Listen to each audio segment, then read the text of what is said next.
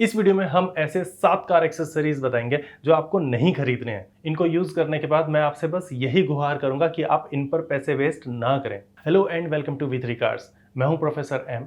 अगर ये वीडियो आपको काम की लगे तो ऐसी और जानकारी के लिए सब्सक्राइब करना मत भूलना। तो चलो वीडियो को शुरू करते हैं सबसे महंगी एक्सेसरी के साथ। On paper this accessory makes ट्रेमेंडस sense. महंगी स्कोडा वाला रियर सीट नेक सपोर्ट आपको 1500 से 1800 में मिल रहा हो तो it feels like a good deal. ऊपर से इसमें पैडिंग एरिया स्कोडा की गाड़ी से भी ज्यादा है, लेकिन इन रियलिटी ये बहुत ही अनस्टेबल है और थोड़ा बहुत गाड़ी चलाने में इसके थंब स्क्रूज निकल जाते हैं। फिर इसकी cushioning stops just short of the edge और इसकी शार्प प्लास्टिक एज गाल पर निशान भी छोड़ देती है।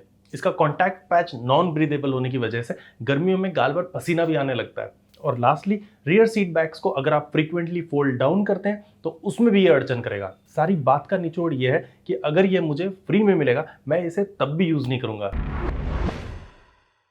मेरी विंडसर में सेंटर आर्मरेस्ट पर नाम की ही कुशनिंग है, तो उसको इंप्रूव करने के लिए मैंने कोई 300 का ये कुशन लेयर खरीदा था। इसका बेस मटेरियल जो आवाज करता है ये बड़ी प्रॉब्लम नहीं है, क्योंकि एक बार अपनी जगह बैठने के बाद ये हिलता डुलता नहीं है। इसकी प्रॉब्लम ये है कि ये मेरी प्रॉब्लम सॉल्व नहीं कर रहा। खुद इस कुशन की कुशनिंग कुछ खास नहीं है। अगर लेना है तो करीब 350 का आप ये वाला आर्मरेस्ट कुशन ले सकते हैं। ये बहुत ही बढ़िया है। इसका लिंक डिस्क्रिप्शन में मिल जाएगा। बाय द वे, अगले कुछ दिनों में हम आपके लिए 10 ऐसी एक्सेसरीज की वीडियो लेकर आएंगे जो आपको लेनी चाहिए। तो सब्सक्राइब करके बेल आइकन प्रेस कर दो सो दैट वो वीडियो आते ही आपको पता चल जाए। अगर आपकी गाड़ी में लेदर टाइप की अपहोल्स्ट्री है और वो भी बिना सीट वेंटिलेशन के, तो गर्मियों में आपको सीट बेस पर कुछ ब्रीदेबल मटेरियल की कमी फील हो सकती है। इस प्रॉब्लम के लिए मैंने 600 की ये फैब्रिक की लेयर खरीद ली, but it just doesn't want to stay in its place और ये इनग्रेस इग्रेस में हमारे कपड़े के साथ यहाँ वहाँ हिलती डुलती रहती है। Overall it doesn't feel like a good purchase as it doesn't remain securely fastened to the seat base। वैसे इससे ब्रीदेबिलिटी में कुछ हेल्प जरूर मिलती है। मैं इसको गाड़ी की जगह ऑफिस चेयर के साथ यूज कर रहा हूं फिलहाल। पोर्ट्रॉनिक्स की ये 300 रुपए की 4-in-1 multi cable in theory बहुत ही शानदार आइडिया लगता है, लेकिन एक्चुअल यूज में इसकी लॉन्ग टर्म रिलायबिलिटी अच्छी नहीं है। अगर आप इसको C2C की तरह यूज कर रहे हैं तो this cable sticks out quite a bit और यहाँ थोड़ा बहुत भी झटका लगने से ये टूट सकती है। मेरी खुद की केबल यहाँ से टेढ़ी हो चुकी है और कभी कभी चार्जिंग भी नहीं करती है। अगर आपको खरीदनी है तो आप ये केस वाली रिट्रैक्टेबल केबल खरीद सकते हैं। इसका डिजाइन ज्यादा फंक्शनल और डमी प्रूफ है, लेकिन ये थोड़ी महंगी भी है। कुछ 400-500 रुपए में मैंने एक मैग्नेटिक लूप वाली केबल भी खरीदी थी, जो पता नहीं कितने महीने पहले मैं मिसप्लेस कर चुका हूँ। ये केबल मैंने इस अजम्पशन के साथ ली थी कि एक लूप बनकर गाड़ी में कनेक्टेड भी रहेगी और यहाँ वहाँ फैलेगी भी नहीं, लेकिन इसके मैग्नेट्स इतने भी स्ट्रॉन्ग नहीं है कि वो खुद का वजन उठा सकें। As far as basic functionality goes, there is nothing wrong with the cable itself, just that it promised too much and it failed to deliver on those promises. Theoretically, blind spot mirrors make tremendous sense। ये आपको एक wide angle view दे देते हैं और blind spots को बढ़िया से cover कर देते हैं, लेकिन छोटे साइज के वजह से इसको लगाने के बाद भी गाड़ी का नॉर्मल साइड मिरर ही हमारे प्राइमरी यूज में रहता है।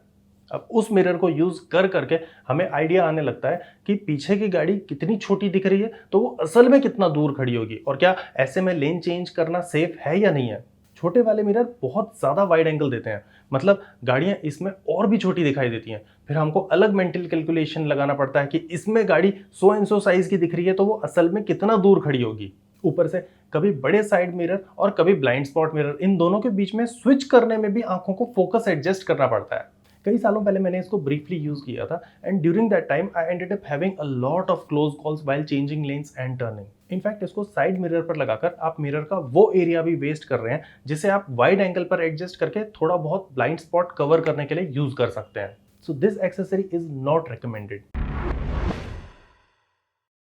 The last item on this list is visor organizer. ये भी फोटो में बहुत ही बढ़िया लगता है। इनफैक्ट इसकी तो फंक्शनैलिटी को लेकर के भी मुझे कोई शिकायत नहीं है। It does all that it promises. The only problem is that it has a terrible touch point feel and quality. ये इतना चीप फील होता है कि मैंने इसको अपनी नैनो में भी नहीं लगाया।